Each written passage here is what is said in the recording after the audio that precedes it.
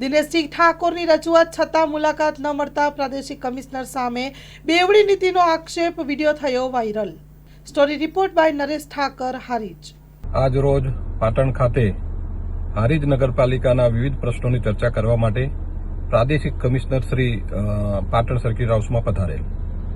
મેં મારા પ્રતિનિધિ તરીકે અમારા હારીજના શહેર કોંગ્રેસના પ્રમુખ નીતિનભાઈ ઠક્કરના હારીજ શહેરની અંદર પડતી મુશ્કેલીઓના પ્રાણ પ્રશ્નોને લઈ અને એમને મેં ત્યાં રૂબરૂ મોકલેલ, પણ ત્યાં પ્રાદેશિક કમિશનરશ્રીએ તેમને અંદર એન્ટ્રી ના આપી અને કીધું ભાઈ આ રીતે તમે અંદર આવી શકશો નહીં। ભલે ના આવવા દીધા, એના સામે મારો કોઈ વાંધો વિરોધ નથી, પણ હારીજ નગરપાલિકાના પ્રમુખના પતિ તેમજ હારીજ નગરપાલિકાના ઉપપ્રમુખના પતિ એ કઈ હોદ્દાની રૂએ અંદર બેઠા છે? આવી બેવડી નીતિ શા માટે પ્રાદેશિક કમિશનર કરી રહ્યા છે?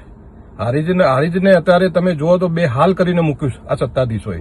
હારીજની પ્રજા તાહીમામ પોકારી ગઈ, ત્યારે આ પ્રશ્નોની રજૂઆત કરવા મેં મારા પ્રતિનિધિ તરીકે અમારા શહેર પ્રમુખશ્રીને મોકલ્યા, પણ એમને એન્ટર ના કર્યા અને એમને અંદર જવા પણ ના દીધા, અને જે કંઈ પ્રશ્નોની રજૂઆત અમારી હતી એ અસ્થાને રહી ગઈ। અને આજે પ્રશ્નો જે અમારા હતા, ધારો કે પાણીનો પ્રશ્ન હતો, ગટરનો પ્રશ્ન હતો, લોકોને પડતી મુશ્કેલીઓના પ્રશ્નોની રજૂઆત કરવા માટે અમારી આ પૂરેપૂરી તૈયારી હતી। એ તૈયારીના ભાગરૂપે મેં મારા પ્રતિનિધિ તરીકે એમને અંદર મોકલ્યા, પણ એમને અંદર જવા દીધા નથી અને રજૂઆત કરવા દીધેલ નથી। તો પ્રાદેશિક કમિશનરશ્રીને મારે પ્રશ્ન છે કે ભાઈ તમે આ બંને જણને એન્ટર કરો છો, આ બંને જણને તમે અંદર મિટિંગમાં બેસવા દેશો, તો અમારા પ્રતિનિધિ તરીકે મેં લેખિતમાં આપ્યું છે કે ભાઈ અમને બેસવા દેજો અને અમારી રજૂઆત કરવા દેજો। એમને રજૂઆત કરવા દીધું તો શું વાંધો હતો? તો આવી બેવડી નીતિ પ્રાદેશિક કમિશનર જેવી ઉચ્ચ કક્ષાના વ્યક્તિએ ના રાખવી જોઈએ।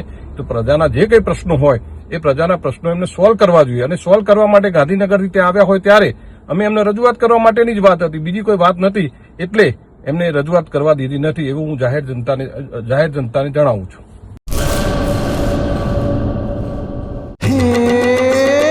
સોનાનો સૂરજ ઉગ્યો રે ખેતરમાં, સાગર લક્ષ્મી બાજરી બિયારણ, લાંબા ડુંડામાં દાણા ભરપૂર, ખેડૂતને આપે ઉપજ ભરપૂર, સાગર લક્ષ્મી બાજરી બિયારણ।